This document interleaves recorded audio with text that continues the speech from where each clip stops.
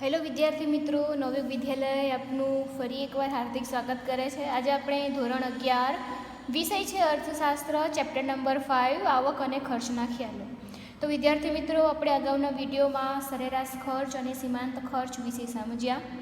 હવે આપણે આજે તમે વિદ્યાર્થી મિત્રો પાઠ્યપુસ્તક સાથે રાખજો, પાના નંબર 55, જેમાં છે સરેરાશ ખર્ચ અને સીમાંત ખર્ચ વચ્ચેનો સંબંધ, એના વિશે આપણે સમજૂતી મેળવીએ।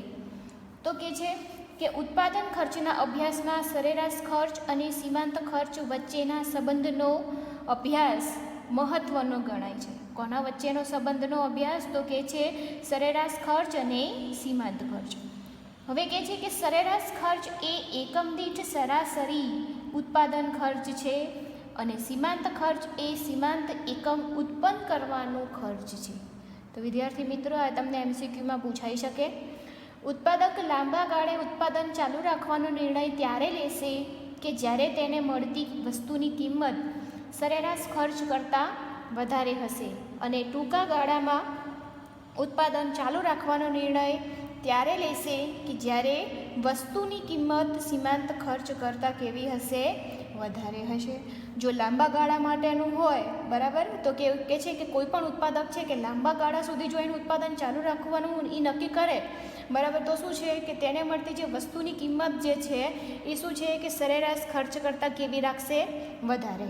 અને જ્યારે ટૂંકા ગાળામાં ઉત્પાદન ચાલુ રાખવાનો નિર્ણય એને લીધો હોય ત્યારે શું કહે છે કે વસ્તુની કિંમત કેવી રાખશે? સીમાંત ખર્ચ કરતાં વધારે। તો કહે છે કે આમ ઉત્પાદન અંગેના નિર્ણયો લેવામાં સરેરાશ ખર્ચ અને સીમાંત ખર્ચના ખ્યાલ મહત્ત્વના છે।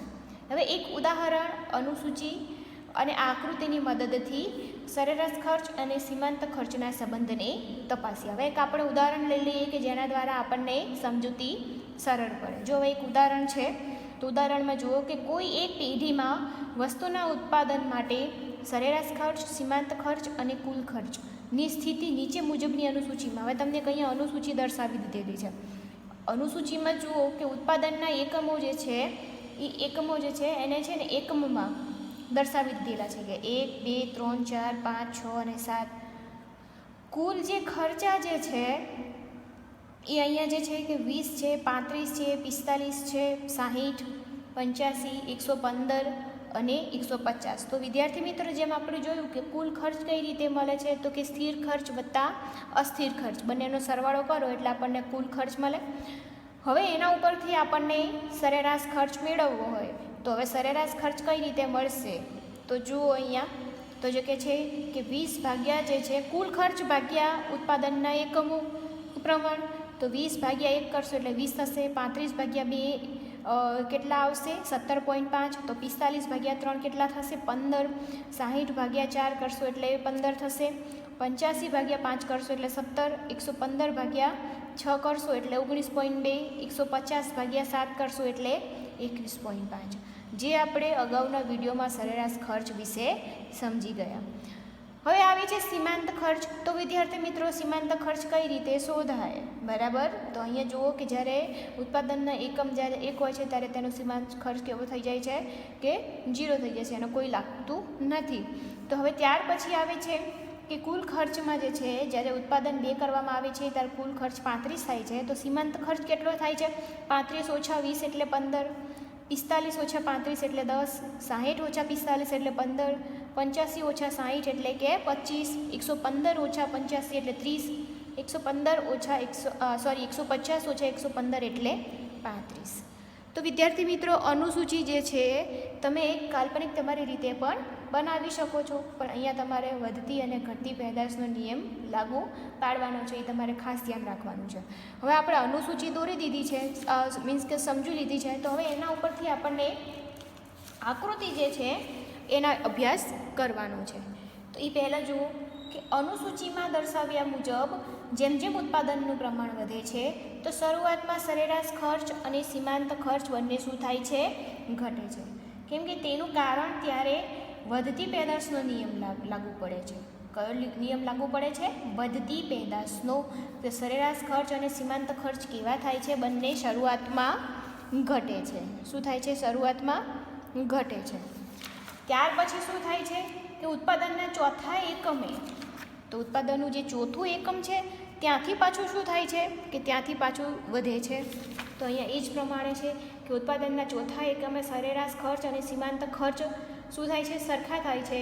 ત્યારે સરેરાશ ખર્ચ લઘુત્તમ હોય છે. ત્યારબાદ ઘટતી પેદાશનો નિયમ કામ કરતો હોવાથી સરેરાશ ખર્ચ અને સીમાંત ખર્ચ બંને વધે છે. તો અનુસૂચિને આકૃતિમાં નીચે મુજબ રજૂ કરી શકાય. તો વિદ્યાર્થી મિત્રો, તમે અહીંયા ચોથું એકમ છે, તમે અહીંયા કોઈ પણ એકમ લઈ શકો છો. તમે જે રીતના અનુસૂચિ બનાવો છો તે જ રીતે એની સમજૂતી અહીંયા આપવાની છે. આ ગોખવાનું નથી, અહીંયા તમારે સમજવાનું છે. અહીંયા ચોથા ઉત્પાદને જો એમને એકમ જે છે સરખા રાખ્યા છે તો એવું જરૂરી નથી કે ચોથા જ એકમે રાખવું. તમે અહીંયા કોઈ પણ એકમે રાખી શકો છો, પણ તમારે ધ્યાન એટલું રાખવાનું છે કે અહીંયા વધતી પેદાશ અને ઘટતી પેદાશનો નિયમ યોગ્ય રીતે જળવાયેલો હોવો જોઈએ અને એના ઉપરથી તમારે સમજૂતી આપવાની રહેશે. તો હવે જો આપણે અહીંયા આકૃતિમાં સમજીએ કે આકૃતિમાં OX ધરી ઉપર શું છે, ઉત્પાદનનું પ્રમાણ, બરાબર, અને OY ધરી ઉપર શું છે, સરેરાશ ખર્ચ અને સીમાંત ખર્ચ. તો હવે બંને ખર્ચાઓ વચ્ચેનો સંબંધ નીચે મુજબના છે. તો વિદ્યાર્થી મિત્રો, જેમ આકૃતિ જેમ આપણે દોરીએ છીએ તેવી જ રીતે, તો સૌ પહેલાં તો કદાચ જો તમને સરેરાશ ખર્ચની રેખા પહેલાં દોરવી હોય કે પછી સીમાંત ખર્ચની રેખા પહેલાં દોરવી હોય તો એ તમે તમારી મરજીથી દોરી શકો છો. તો હવે અહીંયા જુઓ કે જેમાં તમારે બે રેખાઓ જે છે સીમાંત ખર્ચની રેખા અને સરેરાશ ખર્ચની રેખા, બરાબર, એને આધારે તમારે અહીંયા જોઈન્ટ કરવાના રહેશે. તમારે પહેલાં બિંદુઓ દર્શાવી દેવાના અને એની જોડતી રેખા બનાવી દેવાની છે. તો સીમાંત ખર્ચની રેખા અને સરેરાશ ખર્ચની રેખા. હવે એના સંબંધ વિશે આપણે સમજીએ. તો કે છે પહેલું સંબંધ શું છે કે સીમાંત ખર્ચ લેસ ધેન સરેરાશ ખર્ચ, બરાબર. તો એ શું કહે છે કે શરૂઆતમાં સરેરાશ ખર્ચ શું થાય છે, સરેરાશ ખર્ચની રેખા શું થાય છે, ઘટે છે. ત્યારે સીમાંત ખર્ચ પણ શું થાય છે, ઘટે છે. ત્યારે સીમાંત ખર્ચ પણ શું થાય છે, ઘટે છે. તો વિદ્યાર્થી મિત્રો, આકૃતિમાં ખાસ ધ્યાન રાખતા રહેજો અને સમજણ મેળવતા રહેજો કે છે કે શરૂઆતમાં સરેરાશ ખર્ચ ઘટે છે ત્યારે સીમાંત ખર્ચ પણ ઘટે છે, પરંતુ સરેરાશ ખર્ચના ઘટાડા કરતાં સીમાંત ખર્ચનો ઘટાડો ઝડપથી હોવાથી, બરાબર, અહીંયા ઘટાડો કેવો થાય છે, ઝડપથી થાય છે. આના કરતાં આ ઝડપથી બને છે કે સરેરાશ ખર્ચના ઘટાડો કરતાં, હવે સરેરાશ ખર્ચનો ઘટાડો જે છે એટલો ઝડપથી નથી થતો જેટલો સીમાંત ખર્ચનો થાય છે. ઝડપી હોવાથી સરેરાશ ખર્ચની રેખા કરતાં સીમાંત ખર્ચની રેખા કેવી હોય છે, નીચી હોય છે. તો સીધી વસ્તુ છે, આપણે આકૃતિમાં જોઈ શકીએ છીએ કે સરેરાશ ખર્ચની જે રેખા છે એના કરતાં સીમાંત ખર્ચની રેખા નીચી હોય છે, એના કરતાં કેવી હોય, નીચે હોય છે. તો આ હતું પહેલું. તો હવે બીજું શું બને છે કે સીમાંત ખર્ચ બરાબર સરેરાશ ખર્ચ. તો કઈ રીતે, તો કે જ્યારે સરેરાશ ખર્ચ લઘુત્તમ હોય ત્યારે સીમાંત ખર્ચની રેખા સરેરાશ ખર્ચની રેખાથી ને નીચેથી છેદીને પસાર થાય છે. સરેરાશ ખર્ચ કેવો હોય, લઘુત્તમ હોય. અહીંયા જુઓ, તમે અહીંયા લઘુત્તમ જોઈ શકો છો. ત્યારે સીમાંત ખર્ચની રેખા સરેરાશ ખર્ચની રેખાને છેદીને જે અહીંયા શું થાય છે, અહીંયા છેદે છે, નીચેથી છેદે છે, બરાબર, અને પસાર થાય છે. એ સમયે સરેરાશ ખર્ચ અને સીમાંત ખર્ચ બંને કેવા થાય છે, સરખા. તો તમે અહીંયા સી બિંદુ ઉપર જોઈ શકો છો કે બંને કેવા થઈ જાય છે, સરખા. તો સરેરાશ ખર્ચ બરાબર સીમાંત ખર્ચ થાય છે, બરાબર. હવે ત્રીજું સંબંધમાં આપણે જોઈ શકીએ કે સીમાંત ખર્ચ ગ્રેટર ધેન સરેરાશ ખર્ચ. તો એમાં શું છે કે જ્યારે સરેરાશ ખર્ચની રેખાને સીમાંત ખર્ચની રેખા છેદીને પસાર થાય ત્યારબાદ બંને ખર્ચાઓમાં શું થાય છે, વધારો થાય છે, બરાબર. તો અહીંયા જોઈ શકો છો કે જ્યારે સરેરાશ ખર્ચની રેખા સીમાંત ખર્ચની રેખાને છેદીને પસાર થાય છે, બરાબર, ત્યારે ત્યાર પછી આપણે જોઈ શકીએ છીએ કે બંનેમાં શું થાય છે, રેખાઓમાં ખર્ચાઓમાં વધારો થાય છે. તમે જુઓ અહીંયા ઉપરની બાજુ જાય છે. એ સમયે સરેરાશ ખર્ચના વધારા કરતાં સીમાંત ખર્ચનો વધારો ઝડપી હોય છે. કેવો હોય છે, ઝડપી હોય છે. કોનો, તો કે સીમાંત ખર્ચનો આપણે જોઈ શકીએ છીએ. માટે સરેરાશ ખર્ચની રેખા કરતાં સીમાંત ખર્ચની રેખા આકૃતિમાં ઉપર હોય છે. તો કોના કરતાં, તો કે સરેરાશ ખર્ચની રેખા સીમાંત ખર્ચની રેખા આકૃતિમાં જોઈ શકીએ કે ઉપરની બાજુ હોય છે, બરાબર. તો વિદ્યાર્થી મિત્રો, આજે આપણે સરેરાશ ખર્ચ અને સીમાંત ખર્ચ વચ્ચેનો સંબંધની સમજૂતી મેળવી છે. તો હવે આપણે નેક્સ્ટ ટોપિક આવે છે કે લાંબા ગાળાની સરેરાશ ખર્ચની રેખા. તો એમાં જુઓ કે પ્રોફેસર બેનહામ જણાવે છે કે લાંબા ગાળે સ્થિર ખર્ચ અને અસ્થિર ખર્ચ એવું વર્ગીકરણ હોતું નથી. તો તમને એક માર્કમાં પણ પૂછાઈ શકે કે કયા અર્થશાસ્ત્રી જે છે કે જે એવું માને છે કે લાંબા ગાળે સ્થિર ખર્ચ અને અસ્થિર ખર્ચ એવું વર્ગીકરણ હોતું નથી? તો પ્રોફેસર બેનહામ. લાંબા ગાળે તો બધા ખર્ચાઓ કેવા થઈ જાય છે? અસ્થિર જ હોય છે. ટૂંકા ગાળાના ખર્ચનું જે સ્થિર અને અસ્થિર ખર્ચમાં વિભાજન થાય છે તે લાંબા ગાળે અપ્રસ્તુત બને છે. સ્થિર અને અસ્થિર ખર્ચનો તફાવત ટૂંકા ગાળા માટે હોય છે. લાંબા ગાળે ઉત્પાદનનું પ્રમાણ વધારવા માટે પેઢીએ સાધનોનું પ્રમાણ પણ શું કરવું પડે? એને વધારવું પડે. કેમ કે સાધનો વધતા બધા ખર્ચાઓ પણ શું થાય છે? વધી જાય છે. તેથી સ્થિર ખર્ચ જેવું કંઈ હોતું નથી. બરાબર. તો કહે છે કે બધા ખર્ચાઓ કેવા બની જાય છે? અસ્થિર બની જાય છે. પેઢી મોટી બને છે, પરિણામે અસ્થિર ખર્ચાઓ ઉત્પાદનની સાથે વધતા જાય છે. હવે એક ઉદાહરણથી સમજીએ કે પેઢીમાં કામ કરતા કાયમી શ્રમિકને ચૂકવાતું વેતન ટૂંકા ગાળામાં સ્થિર ગણાય છે. પરંતુ જો બજારમાં વસ્તુની માંગ વધે, નિયોજકને જો એવું લાગે કે આ માંગ કાયમી અથવા લાંબા ગાળા માટે વધી છે, તો વધારાના શ્રમિકોને કામ ઉપર રાખે છે અને જમીનનો વધારાનો ટુકડો ભાડે અથવા વેચાણથી લઈને પેઢીને શું કરે છે? મોટી બનાવવામાં આવે છે. તો આમ લાંબા ગાળે સ્થિર ખર્ચ જેવું કંઈ હોતું નથી. તો બધા ખર્ચાઓ કેવા બની જાય છે? અસ્થિર બની જાય છે. બરાબર. જો અહીં એક સરસ તમને ઉદાહરણ અહીંયા સમજાયું છે કે પેઢી હોય, કોઈ પણ એક પેઢી છે, હવે જે શ્રમિક જે છે એને કાયમી વેતન જે ચૂકવાતું હોય છે એ પ્રમાણે એને વેતન તો ચૂકવે છે. બરાબર. કેમ કે એને એમ લાગે છે કે આમ આપણે જોઈ શકીએ કે ટૂંકા ગાળામાં ખર્ચા કેવા હોય છે? સ્થિર હોય છે. પરંતુ જો બજારમાં વસ્તુની માંગ વધી ગઈ અને નિયોજક જે છે એવું માની લે કે આ જે માંગ જે છે બજારમાં જે એનું માર્કેટિંગ થઈ રહ્યું છે એ વધારે લાંબા સમય સુધી ચાલશે. બરાબર. માંગ લોકોની કાયમી રહી શકે, કાં તો લાંબા ગાળા માટેની એની માંગ બની જાય, તો તું શું કરે કે પેઢીને વધારે મોટી કરાવે. તો મોટી કરે તો એના માટે વધારે પડતા શ્રમિકોની જરૂર પડે. બરાબર. કાં તો એ વધારે શું કરે કે જમીનનો ટુકડો લઈ લે અથવા તો કે ભાડે અથવા વેચાણથી લઈને પેઢીને શું કરશે? મોટી બનાવશે. તો આમ લાંબા ગાળે સ્થિર ખર્ચ જેવું કંઈ હોતું નથી. બધા ખર્ચાઓ કેવા બની જાય છે? અસ્થિર બની જાય છે. બરાબર. તો વિદ્યાર્થી મિત્રો, આ હતું આપણું લાંબા ગાળાના સરેરાશ ખર્ચની રેખા.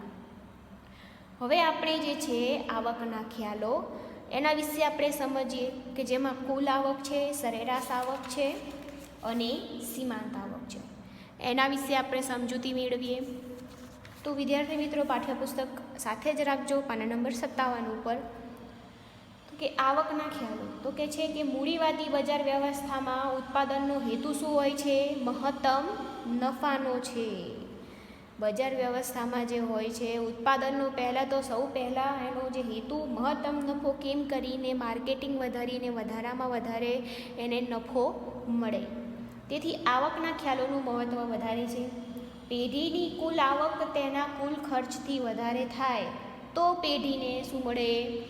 નફો મળે. સીધી વસ્તુ છે. કોઈ પણ ઉત્પાદક છે જે પ્રોડક્શન એટલે કે ઉત્પાદન જે કરે છે એની પાછળ જેટલો ખર્ચો થયો છે, બરાબર, જો એના કરતાં એને વધારે આવક મળતી હોય તો જ એને ફાયદો થાય. અને જો પેઢીના નિર્ણયથી પેઢીની કુલ આવક તેના કુલ ખર્ચથી ઓછી થાય તો પેઢીને ખોટનો સામનો કરવો પડે છે. બરાબર. પરંતુ નફાના વિશ્લેષણમાં કુલ આવક કરતાં સરેરાશ આવક અને સીમાંત આવકના ખ્યાલો વધારે મહત્ત્વના બને છે. તેથી આપણે સર્વપ્રથમ કુલ આવક, સરેરાશ આવક અને સીમાંત આવકના ખ્યાલોને સમજીએ.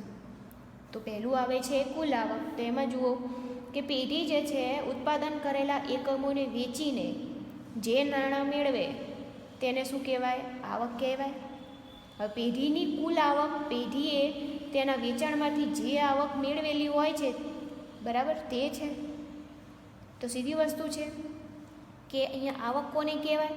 કે પેઢી ઉત્પાદન કરેલા એકમોને વેચીને જે નાણાં મેળવે તો એને આવક કહી શકાય. હવે પેઢીની કુલ આવક, પેઢીએ તેના વેચાણમાંથી જે આવક મેળવેલી હોય તે છે. હવે આ રકમ કુલ આવક અથવા વેચાણ આવક તરીકે પણ ઓળખવામાં આવે છે. તો પેઢીની કુલ આવકનો આધાર બે બાબતો ઉપર રહેલો છે. કઈ છે? પહેલું છે એકમ દીઠ કિંમત અને બીજું છે કુલ વેચાણ. તો વિદ્યાર્થી મિત્રો, એક આ પ્રશ્ન તમને પૂછાઈ શકે કે પેઢીની કુલ આવકનો આધાર કઈ બે બાબતો ઉપર રહેલો છે? તો પહેલું છે એકમ દીઠ કિંમત અને બીજું છે કુલ વેચાણ. હવે જો આ બંને પરિબળ અથવા તેમાંથી કોઈ એક પરિબળ પણ બદલાય તો પેઢીની આવક બદલાય. હવે એક ઉદાહરણથી કુલ આવકને સમજીએ કે એક પેઢી જે છે પેનનું ઉત્પાદન કરે છે. હવે પેનની જે બજાર કિંમત જે છે એકમ દીઠ ₹50 રાખી હોય અને પેઢીનું કુલ વેચાણ આ કિંમતે 100 એકમનું થતું હોય તો પેઢીની કુલ આવક કેટલી થશે? તો કે 100 × 50 એટલે કે ₹5000 થશે. બરાબર. તો વિદ્યાર્થી મિત્રો, અહીંયા ખાસ એક મસ્ત ઉદાહરણ દ્વારા તમને સમજાવ્યું છે કે બજારમાં એક પેનની જે કિંમત જે છે આ ₹50 રાખી હોય. હવે કુલ વેચાણ આને આ જ કિંમતે 100 એકમોનું થતું હોય તો કુલ આવક કેટલી થઈ કહેવાય? 100 × 50 એટલે કે ₹5000 થશે. હવે કુલ આવક જાણવા માટે નીચેના સૂત્રનો ઉપયોગ કરો. હવે જુઓ, તમને અહીંયા સૂત્ર આપી દીધેલું છે. બરાબર, કે કુલ આવક બરાબર વેચાણના જેટલા એકમો છે ગુણ્યા વસ્તુની કિંમત. તો કેટલા છે અહીંયા એકમો? કેટલા છે? તો કહે છે કે 100 અને વસ્તુની કિંમત 50 એટલે કેટલા થશે? ₹5000. હવે જો વેચાણના એકમો વધે ઘટે અથવા કિંમત વધે ઘટે અથવા બંનેમાં ફેરફાર થાય તો પેઢીની કુલ આવકની રકમ બદલાઈ જાય છે. હવે આમાં આપણે સ્વેચ પણ ફેરફાર કરીએ તો વેચાણના એકમોમાં આપણે ફેરફાર કરીએ કાં તો વસ્તુની કિંમતમાં આપણે ફેરફાર કરીએ તો સીધી વસ્તુ છે કુલ આવકમાં તો ફેરફાર થવાનો જ છે. તો આ હતું આપણું કુલ આવક. તો હવે આવે છે શું? કે સરેરાશ આવક. તો કે કોઈ એક પેઢીની સરેરાશ આવક તે પેઢીની કુલ આવકને પેઢીના કુલ ઉત્પાદન એટલે કે વેચાણ એકમોથી ભાગવાથી મળે છે. તો હવે જુઓ, તમને કઈ રીતે છે કે એક સૂત્ર દ્વારા સમજાયું છે કે સરેરાશ આવક કઈ રીતે મળે? તો કે કુલ આવક ભાગ્યા કુલ વેચાણ. તો એમાં જુઓ કે AR બરાબર TR ભાગ્યા Q. તો AR એટલે કે શું છે? કે સરેરાશ આવક. ત્યાર પછી TR એટલે કે શું? કે કુલ આવક.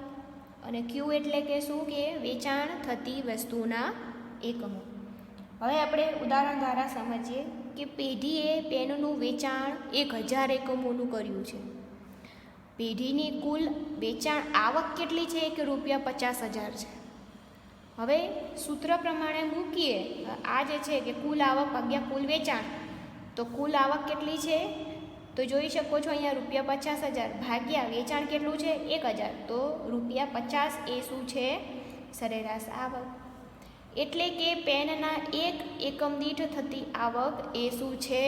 સરેરાશ આવક છે. સામાન્ય રીતે પેઢી બધા એકમોનું વેચાણ એક સરખી કિંમતે કરે તો સરેરાશ આવક કિંમત જેટલી હોય છે એવું માની લેવામાં આવે છે. જો કિંમત અને સરેરાશ આવક સરખા હોય તો ઉત્પાદક માટેની તેની વસ્તુની માંગ રેખા એ જ એના માટે સરેરાશ આવકની રેખા છે. ક્યારે? તો કે જો કિંમત અને સરેરાશ આવક ક્યારે સરખા થતા હોય ત્યારે. માંગ રેખા જુદી જુદી કિંમતે ગ્રાહકો વસ્તુના કેટલા એકમો ખરીદવા તૈયાર છે તે બતાવે છે. એવું કોણ દર્શાવે છે? તો કે માંગ રેખા. અને જ્યારે સરેરાશ આવક રેખા વસ્તુના વેચાણના જુદા જુદા પ્રમાણ સાથે સંકળાયેલી સરેરાશ આવક દર્શાવે છે. આપણે એ યાદ રાખવું ઘટે એટલે કે જોઈએ કે ઉત્પાદકની દ્રષ્ટિએ જે સરેરાશ આવક છે તે જ ગ્રાહકની દ્રષ્ટિએ શું છે? કિંમત છે. બરાબર. તો વિદ્યાર્થી મિત્રો, આ હતું જે છે આપણે સમજ્યા કે સરેરાશ આવક. હવે આપણે સીમાંત આવક વિશે સમજીએ કે પેઢીની સરેરાશ આવક એ વસ્તુની એકમ દીઠ વેચાણ આવક છે. તો વિદ્યાર્થી મિત્રો નીચે અંડરલાઈન કરે કે પેઢીની સરેરાશ આવક એ વસ્તુની એકમ દીઠ વેચાણ આવક છે, જ્યારે સીમાંત આવક વસ્તુના વધારાના એકમનું વેચાણ કરીને મેળવવામાં આવતી આવક છે. બરાબર. વસ્તુના વધારાના એક એકમના વેચાણના પરિણામે પેઢીની કુલ વેચાણ આવકમાં જે વધારો થાય છે તે શું છે? સીમાંત આવક કહેવામાં આવે છે. તો વિદ્યાર્થી મિત્રો, આપણે જે અગાઉના વિડીયોમાં આપણે જે સીમાંત ખર્ચ વિશે સમજ્યા, બરાબર, ત્યાર પછી સરેરાશ ખર્ચ વિશે સમજ્યા. જો એ તમને કોન્સેપ્ટ ક્લિયર હશે તો તમને આમાં પણ વધારે ખ્યાલ આવી જશે. વસ્તુના વધારાના એક એકમના વેચાણને પરિણામે પેઢીની કુલ વેચાણ આવકમાં જે વધારો થાય છે તેને સીમાંત આવક કહેવામાં આવે છે. હવે એક ઉદાહરણ આપ્યું છે કે પેઢી 1000 પેનનું વેચાણ કરીને ₹50,000 મેળવતી હોય, બરાબર. હવે પેઢી 1001માં પેનના એકમનું વેચાણ કરે છે અને પેઢીની કુલ આવક કેટલી થાય છે? ₹50,045 થાય છે. તો પેઢીની આવકમાં જે ₹45નો વધારો થયો છે તે શું કહેવાય? સીમાંત આવક કહેવાય. આમ વસ્તુના વધારાના એકમના વેચાણથી પેઢીની આવકમાં જે વધારો થયો છે તે શું કહેવાય? સીમાંત આવક કહેવાય. હવે જો એક સૂત્ર અથવા સમીકરણમાં સીમાંત આવકને નીચે મૂકી શકાય. તો જુઓ કઈ રીતે છે કે MRN બરાબર RN ઓછા RN-1. તો MR એટલે કે શું? તો કે છે કે માર્જિનલ રેવન્યુ એટલે કે સીમાંત આવક, N એટલે કે વેચાણ એકમની સંખ્યા, RN એટલે કે N એકમોના વેચાણથી થતી આવક, R શું છે? N-1, N-1 એટલે કે એકમના વેચાણથી થતી આવક. તો જો તમને કંઈ ઉદાહરણ દ્વારા સમજાયું છે કે જો આગળ જણાવેલ ઉદાહરણમાં ઉત્પાદક અને વેચનાર 1000 એકમો ₹50ની એકમ દીઠ કિંમતે વેચે છે, બરાબર. હવે ત્યારે કુલ આવક કેટલી થાય છે? ₹50,000. 1000 પેનો જો વેચે છે, બરાબર, ₹50ની કિંમતે, તો એને 50,000 આવક થઈ. હવે એક પેન વધારે છે, 1000 એકમોની જગ્યાએ એ શું કરે છે? હવે પેનના 1001 એકમ વેચવાથી તેની કુલ આવકમાં ₹50,045 થાય છે. સીધી વસ્તુ છે કે એક એકમ વધી જાય તો સામે એના એક બોલપેનની, એક પેનની કિંમત પણ સામે વધી જાય. તો પેનના 1001 એકમ વેચવાથી તેની કુલ આવક ₹50,045 થાય. તો સીમાંત આવક જે નીચેના જે સૂત્ર જે છે એના દ્વારા આપણે સમજી શકીએ કે N બરાબર કેટલું થઈ ગયું છે? 1001, N-1 એટલે કે 1000. હવે એને આપણે સૂત્રમાં મૂકી દઈએ કે MRN બરાબર RN ઓછા RN-1. RN કેટલા છે? તો કે છે કે અહીંયા 50,045 છે. હવે અહીંયા તમે જોઈ શકો છો RN-1 કેટલા છે? તો કે છે કે 50,000. તો ₹45 એ શું થઈ કહેવાય? તો કે છે સીમાંત આવક. તો વિદ્યાર્થી મિત્રો, આજે આપણે સીમાંત આવક વિશે સમજૂતી મેળવી. તો વિદ્યાર્થીઓ, આપણે આજના આ વિડીયોમાં સરેરાશ ખર્ચ અને સીમાંત ખર્ચ વચ્ચેનો સંબંધ, ત્યાર પછી લાંબા ગાળાની સરેરાશ ખર્ચની રેખા, અને ત્યાર પછી આપણે આવકના જેટલા ખ્યાલો છે, કુલ આવક છે, સરેરાશ આવક છે અને સીમાંત આવક છે, એના વિશેની સમજૂતી મેળવી. હવે આપણે નેક્સ્ટ વિડીયોમાં જે છે એના ત્યાર પછીના ટૉપિક છે પૂર્ણ હરીફાઈવાળા બજારમાં કુલ આવક, સીમાંત આવક અને સરેરાશ આવક, અને ત્યાર પછી અપૂર્ણ હરીફાઈવાળા બજારોમાં કુલ આવક, સીમાંત આવક અને સરેરાશ આવક વિશે સમજૂતી મેળવીશું. ધન્યવાદ.